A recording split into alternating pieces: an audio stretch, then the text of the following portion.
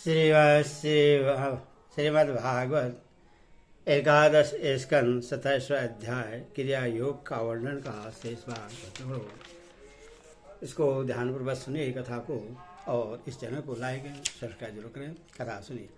उपासक पहले पूजा की सामग्री इकट्ठी कर लें, फिर इस प्रकार कुछ बिछाएं कि उनके अगले भाग पूर्व की ओर रहे। तदंतर पूर्व या उत्तर की ओर मुँह करके पवित्रता से उन कुशों के आसन पर बैठ जाएं।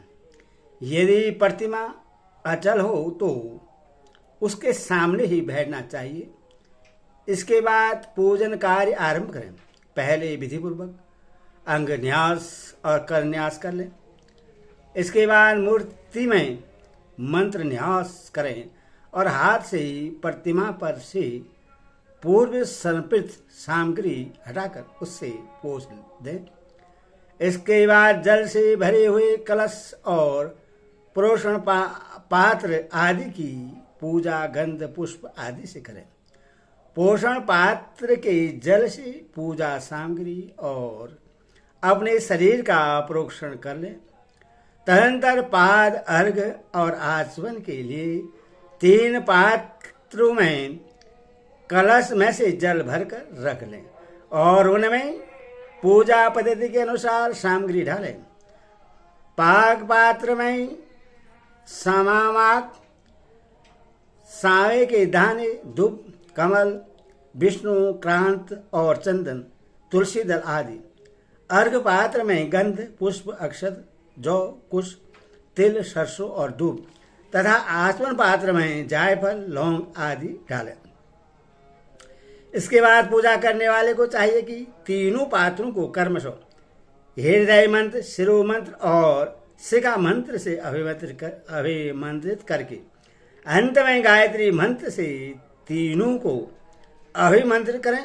इसके बाद प्राणायाम के द्वारा प्राणवायु और भावनाओं द्वारा सरिष्ठ अग्नि के शुद्ध हो जाने पर हृदय कमल में परम सूक्ष्म और श्रेष्ठ दीप शिखा के समान मेरी जीव कला का ध्यान करें।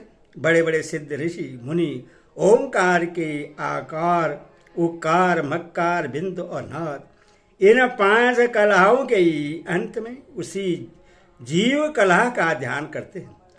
वह जीव कला आत्मस्वरूपिणी है। जब उसके तेज से सारा अंतकरण और शरीर भर जाए तब मानसिक उपचारों से मन ही मन उसकी पूजा करनी चाहिए।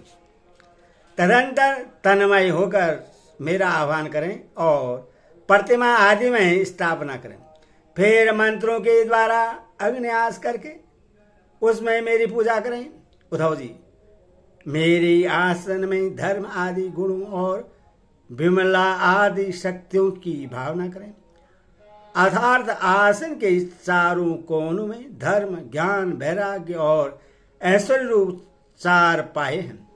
अधर्म, अज्ञान, अवैराग्य और अनैश्वर्य ये चारों दिशाओं में डंडे हैं। सतुरजतम रूप 3 पटरियों की बनी हुई पीठ है। उस पर विमला, उदकर्षणी, ज्ञाना, क्रिया, योगा, प्रही, सत्या, ईशाना और अनुग्रह ये 9 शक्तियां विराजमान हैं। उस आसन पर एक अष्टदल कमल है। उसकी कणिका अत्यंत प्रकाशमान है और पीली पीली केसरों की छटा निराली ही है। आसन के संबंध में ऐसी भावना करके पाक, आचमन और अर्घ आदि उपचार प्रस्तुत करें। तदंतर भोग और मोक्ष की सिद्धि के लिए वैदिक और तांत्रिक विधि से मेरी पूजा करें।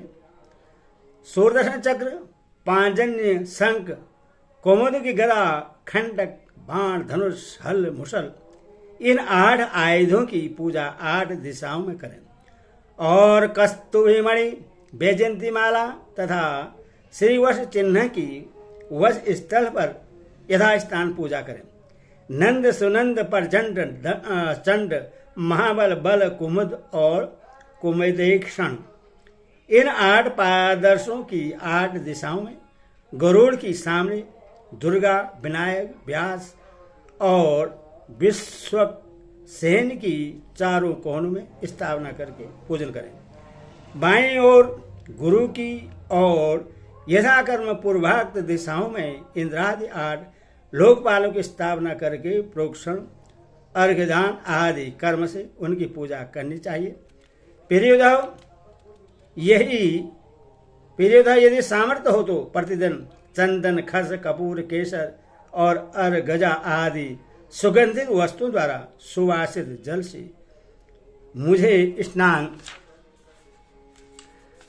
कराएं और उस समय सुवर्ण, धर्म इत्यादि स्वर्ण धर्मानुवाक, जित्तम ते, पुंडरीकाक्षम इत्यादि महापुरुष विद्या, सहज शीर्षा पुरुष इत्यादि पुरुषयुक्त और इंद्रम, नरो, नेमधिता, हवंत इत्यादि मंत्रोक्त राजानादि सामगायन का पाठ भी करता रहे।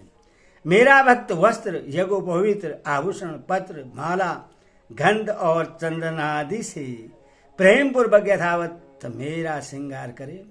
उपासक श्रद्धा के साथ मुझे पाक, आचमन, चंदन, पुण्य, अक्षर, धूप, दीप आदि सामग्रियां समर्पित करें। यदि हो सके तो गुड़, खीर, घृत, पूड़ी, पुए, लड्डू, हलवा, दही और दाल आदि विविध व्यंजनों का नैवेद्य लगावें।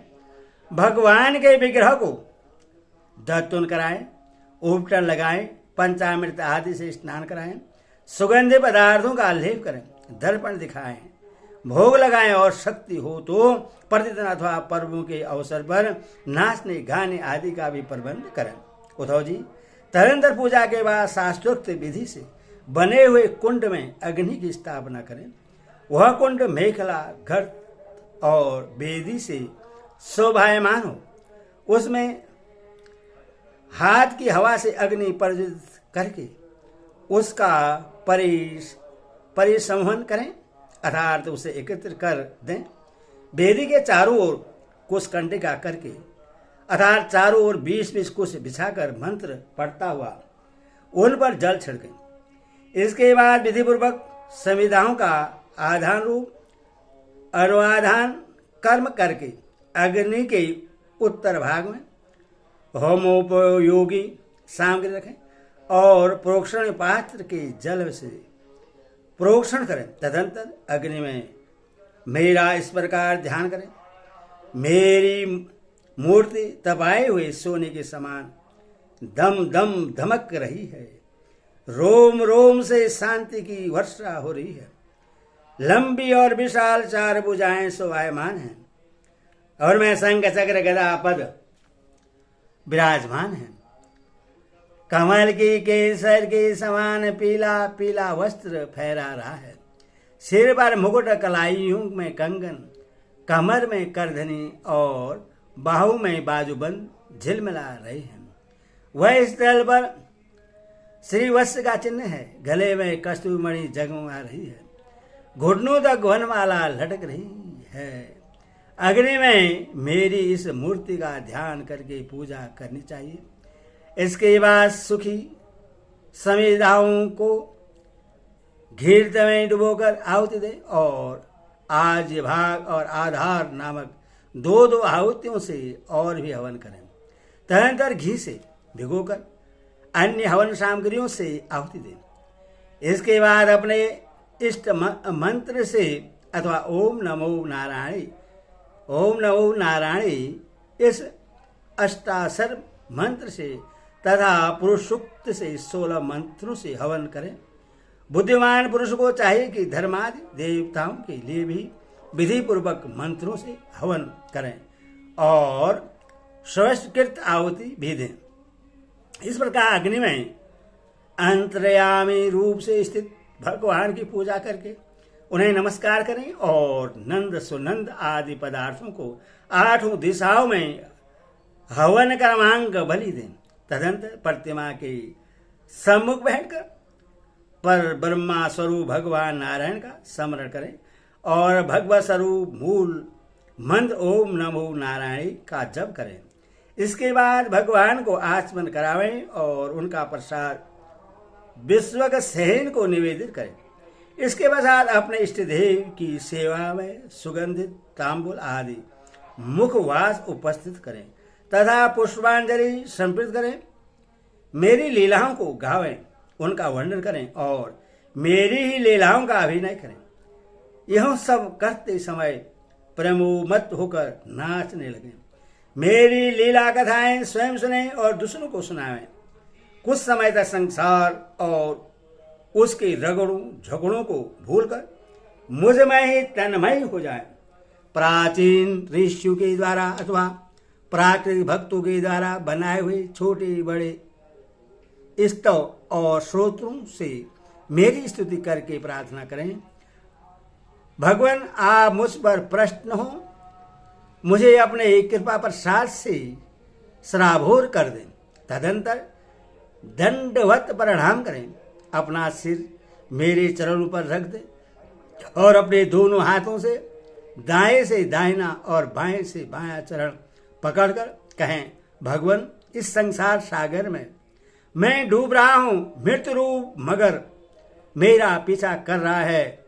मैं डर कर आपकी शरण में आया हूं, प्रभु आप मेरी रक्षा कीजिए। इस प्रकार स्तुति करके मुझे समर्पित की हुई माला आदर के साथ अपने सिर पर रखें और उससे मेरा दिया हुआ प्रसाद समझें। यदि विसर्जन करना हो तो ऐसी भावना करनी चाहिए कि प्रतिमा में से एक दिव्य ज्योति निकली है और वो मेरे हृदयस्थ ज्योति में लीन हो गई है। बस यही विसर्जन है। उद्धव जी, प्रतिमा आदि में जब जहाँ श्रद्धा हो तब तहाँ मेरी पूजा करनी चाहिए, क्योंकि मैं सर्वात्मा हूँ और समस्त प्राणियों में तथा अपने हृदय में स्थित हूँ। उद्धव जी, जो मनुष्य इस प्रकार वैदिक तांत्रिक क्रिया योग के द्वारा मेरी पूजा करता है वह इस लोक और परलोक में मुझसे अभीष्ट सिद्धि प्राप्त करता है। यदि शक्ति हो तो उपासक सुंदर और सुदृढ़ मंदिर बनाए और उसमें मेरी प्रतिमा स्थापित करें। सुंदर सुंदर फूलों के बगीचे लगवा दें। नित्य की पूजा, पर्व की व्याख्या और बड़े बड़े उत्सवों की व्यवस्था कर दें। जो मनुष्य पर्वों के उत्सव और प्रतिदिन की पूजा लगाकर चलने के लिए खेत, बाजार, नगर अथवा गांव मेरे नाम पर समर्पित कर देते हैं, उन्हें मेरे समान ऐश्वर्य की प्राप्ति होती है। मेरी मूर्ति की प्रतिष्ठा करने से, पृथ्वी का एक छत्र राज्य, मंदिर निर्माण से, त्रिलोकी का राज्य, पूजा आदि की व्यवस्था करने से, ब्रह्मलोक और तीनों के द्वारा मेरी समानता प्राप्त होती है। जो निष्काम भाव से मेरी पूजा करता है उससे मेरा भक्ति योग प्राप्त हो जाता है और उस निरपेक्ष भक्ति योग के द्वारा वह स्वयं मुझे प्राप्त कर लेता है। जो अपनी दी हुई या दूसरों की दी हुई देवता और ब्राह्मणों की जीविका हरण कर लेता है वह करोड़ों वर्षों तक विष्टा का कीड़ा होता है। जो लोग ऐसे कामों में सहायता, प्रेरणा अथवा अनुमोदन करते हैं वही मरने के बाद प्राप्त करने वाले के समान ही फल के भागीदार होते हैं। यदि उनका हाथ अधिक रहा तो फल भी उन्हें अधिक ही मिलता है। हरि ओम तत्सत, हरि ओम तत्सत।